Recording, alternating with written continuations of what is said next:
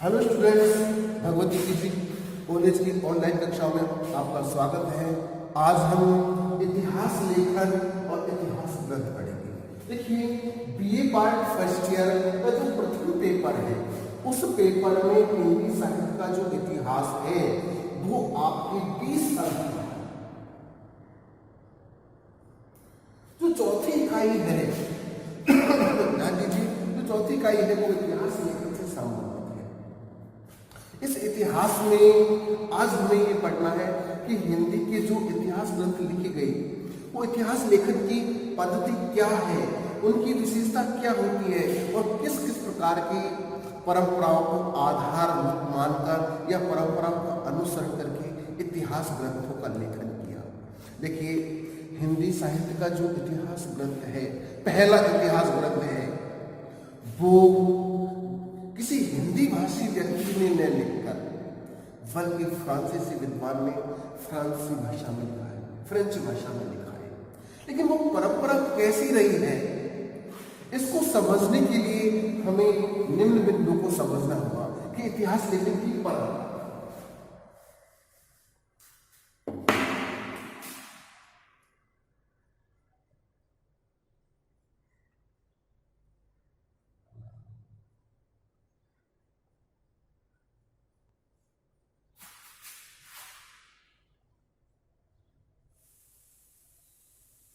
तो देखिए, इतिहास लेखन की जो सबसे पहली विधि है वो है वर्णानुक्रमानुसार।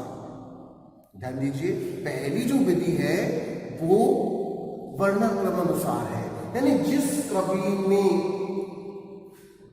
कोई भी रचना लिखी है, वो कैसी भी रचना है, किसी भी काल की है, लेकिन उस कवि के नाम के अनुसार उस रचना का उल्लेख होगा, उस कवि का वर्णन किया जाएगा। तो ध्यान दीजिए, सबसे पहली इतिहास लेखन की विधि है वर्णानुक्रम अनुसार।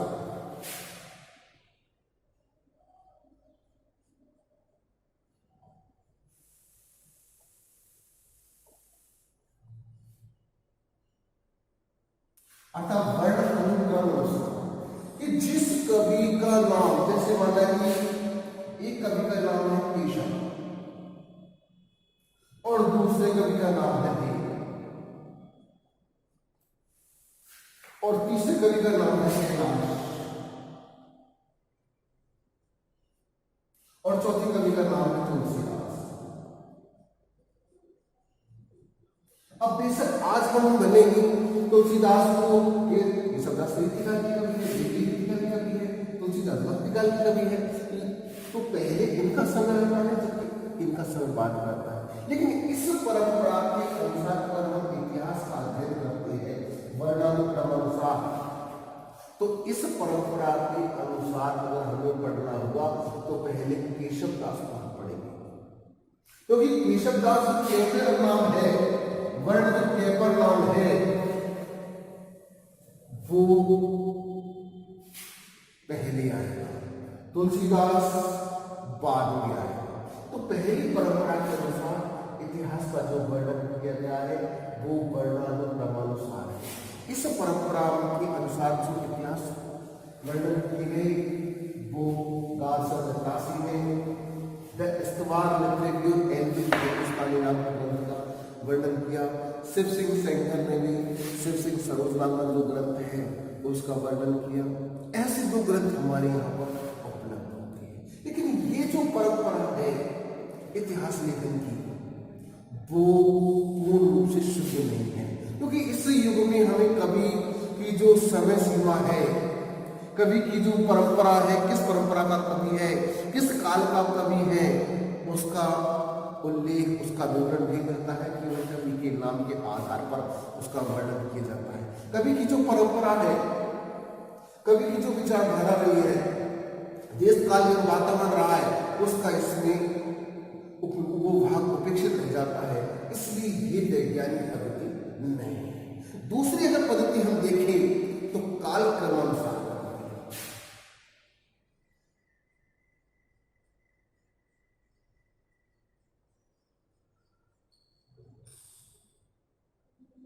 दूसरी इतिहास लेखन की जो पद्धति है वो है काल क्रमानुसार कि सब कवि या रचित इतिहास लेखक उस इतिहास लेखन की परंपरा को समझाता जाएगा। पहले समय में यह काल में बटा हुआ होगा, जैसे कि 1050 से 1350 जैसे हमने आदिकाल बांट रखा है, तो यहाँ तो हमने समय उस काल का कालखंड का नाम आदिकाल दे दिया।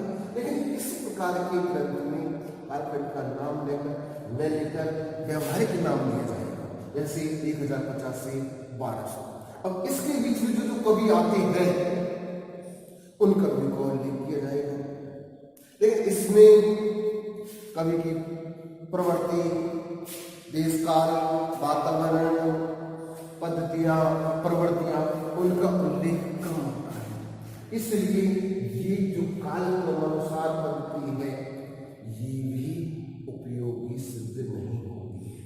ये भी इतिहास लेखन में इतनी उपयोगी नहीं है। हालांकि इस टॉपिक इतिहास लेखन की जो परंपरा है, इस टॉपिक को मैं बिल्कुल संक्षिप्त रूप में पेश कर रहा हूँ, क्योंकि हमें पढ़ना है इतिहास लेखन के, इतिहास के जो ग्रंथ हैं उनको पढ़ना है। ठीक है। इसके बाद नंबर 30 से आते हैं वैज्ञानिक विधि।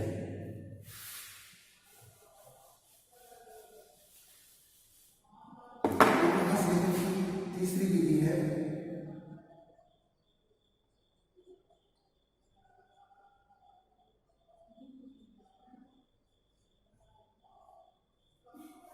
इस विधि के अनुसार भी इतिहास लेखन किया गया।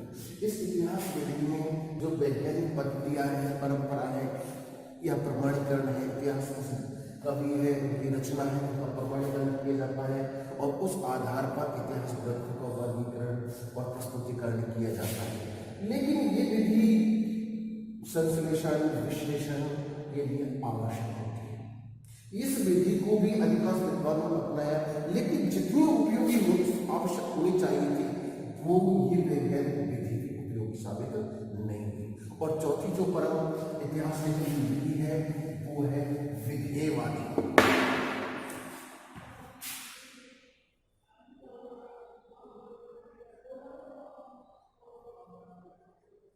विधेयवादी पद्धति या विधि, विधेयवादी पद्धति।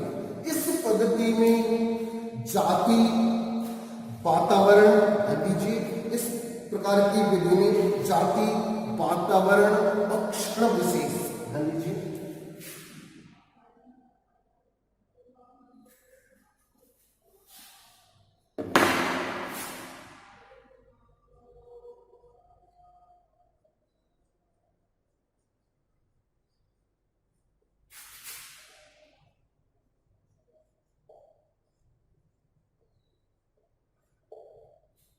को आधार मानकर कवि और उसकी रचना का उल्लेख किया जाता है। ध्यान दीजिए, इस प्रकार की विधि, 4 प्रकार की विधि में बताई हुई लगे। पहली विधि है अकारानुक्रम के अनुसार, जिसमें कवि का वर्णन उसके नाम के आधार पर किया जाता है। दूसरी विधि है काल क्रमानुसार, कि काल में भी समय का वर्णन कर जाते हैं, 100 साल, 50 साल का उल्लेख कर जाते हैं और उस दौरान उस समय में जो कवि का उल्लेख होता है, कवि का जीवन काल होता है। इस काल क्रमानुसार में सबसे बड़ा महत्व कवि की रचना का नहीं, कवि के जन्म काल का महत्व होता है। कवि किस काल उसका जीवन काल रहा है, उसी काल के अनुसार उसकी रचना का वर्णन किया जाता है। इसलिए आते हैं वैज्ञानिक पद्धति। वैज्ञानिक पद्धति में विषय का, कवि की रचना का विश्लेषण, संश्लेषण, उसकी व्याख्या वैज्ञानिक रूप से की जाती है। और चौथी है विधेयवादी। इस विधेयवादी पद्धति का सबसे अच्छा प्रयोग आचार्य रामचंद्र शुक्ल ने किया।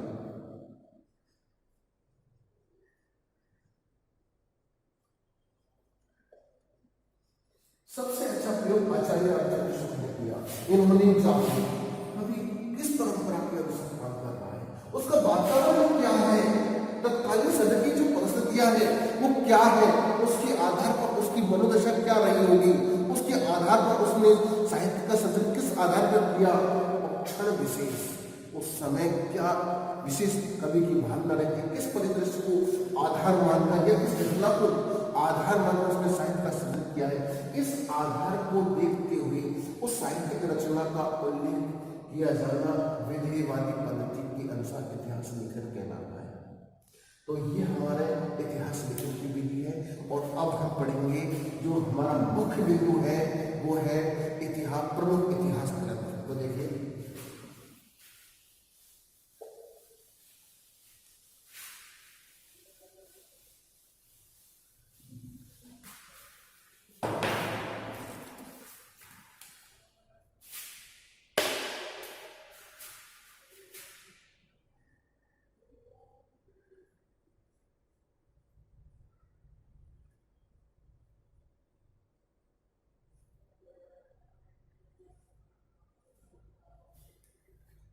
देखिए, हिंदी साहित्य का जो इतिहास लिखा गया है, वो इतिहास किसी हिंदी भाषी व्यक्ति के द्वारा न लिखा गया, बल्कि वो एक फ्रेंच विद्वान के द्वारा लिखा गया।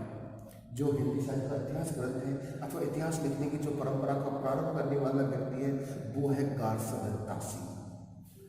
पहला जो इतिहास लिखते हैं वो कौन है?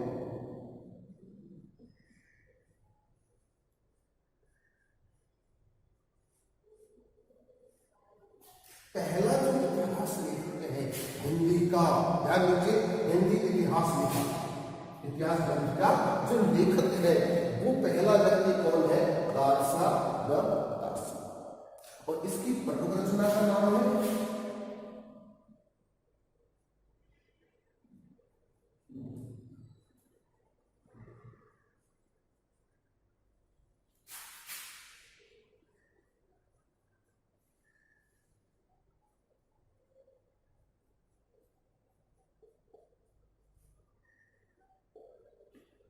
द लिटरेरी एंड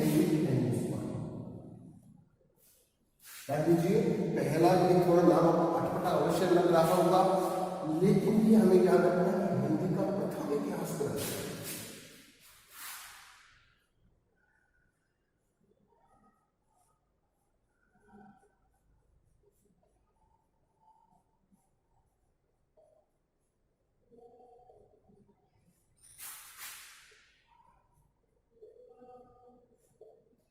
हिंदी का प्रथम इतिहास ग्रंथ है, इसका नाम है द लिटरेरी एंड इसका प्रकाशन काल रहा है 1839 ईस्वी।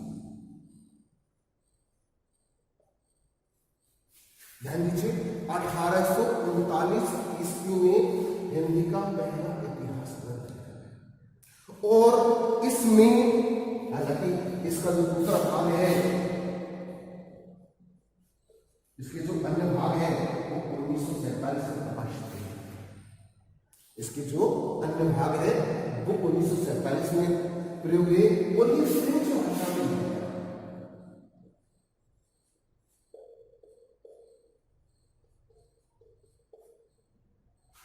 ये फ्रेंच भाषा में है। तो ध्यान दीजिए, ये हमारा पहला इतिहास है और फ्रेंच भाषा में हो गया। इसका पहले जो भाग है 1839 में प्रकाशित हुई, अगले जो खंड है इसके तो 1847 में प्रकाशित हुई। ये इतिहास का पहला। इस ग्रंथ में अकाराधिक ढंग से वर्णन किया गया कवियों का उल्लेख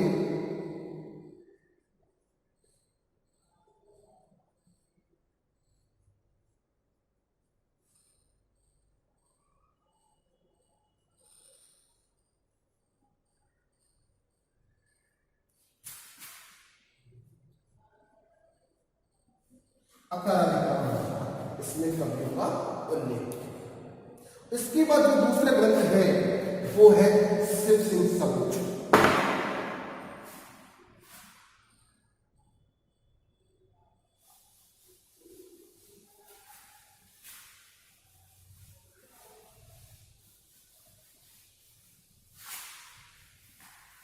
जो दूसरा ग्रंथ है हिंदी साहित्य के इतिहास का, जो दूसरा ग्रंथ है वो है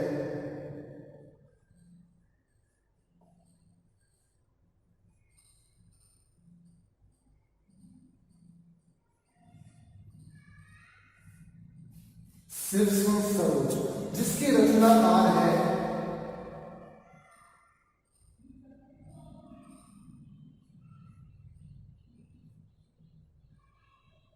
सेन ग्रंथ। इस ग्रंथ के रचनाकार कौन है? शिव सिंह सेन। और इस ग्रंथ की रचना किसने की? इसका कोई प्रकाशन काल है?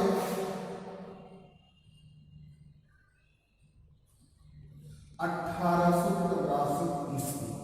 ध्यान दीजिए, हिंदी साहित्य का जो दूसरा ग्रंथ है, उस ग्रंथ में कवियों का उल्लेख भी पहले ग्रंथ की तरह अकारादि क्रम से किया गया। इस ग्रंथ में कैसे किया गया?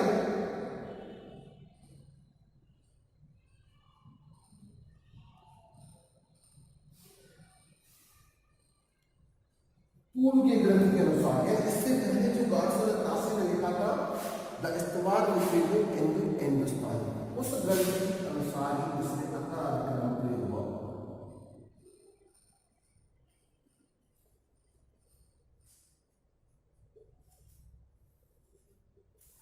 इस ग्रंथ में अकारादि क्रम के अनुसार प्रयोग किया गया। ध्यान दीजिए, ये जो दो ग्रंथ है वो अकारादि क्रम अनुसार जो परंपरा है, उस परंपरा पर इतिहास ग्रंथ लिखे गए। अब तीसरा जो नई परंपरा आई इसमें, वो तीसरा जो ग्रंथ आता है वो है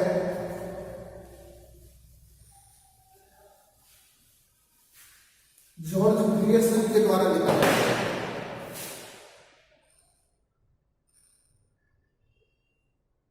तीसरा जो ग्रंथ है वो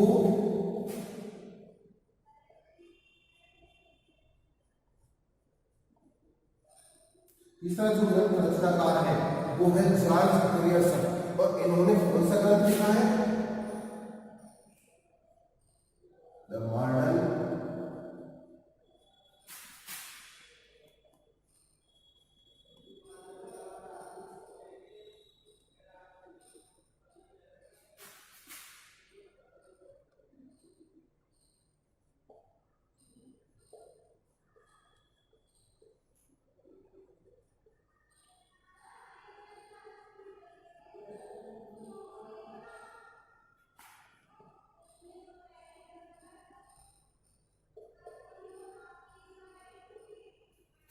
the modern vernacular literature of Hindustan.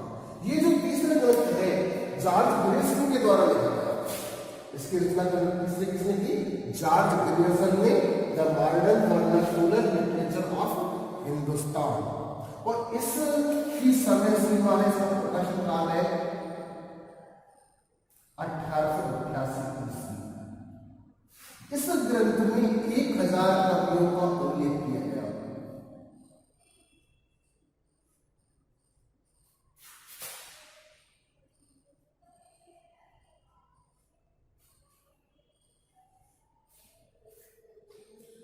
George Grierson ने the modern vernacular literature of Hindustan 1888 ईस्वी में 1000 कवियों का इसमें उल्लेख किया गया है। और ये अंग्रेजी भाषा में लिखा गया ग्रंथ था। और इस ग्रंथ में कालक्रम अनुसार शब्दों का उल्लेख किया गया।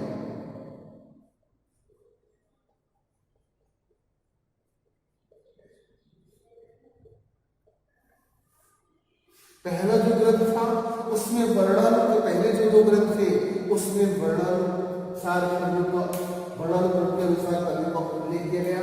और जो तीसरा ग्रंथ है अपना जॉर्ज ग्रियर्सन के द्वारा the modern vernacular literature of Hindustan, इस ग्रंथ में 1000 कवियों का उल्लेख किया गया है और कालक्रम अनुसार से प्रयोग किया गया। लेकिन इसमें हिंदी और उर्दू दोनों कवियों को सम्मिलित किया गया।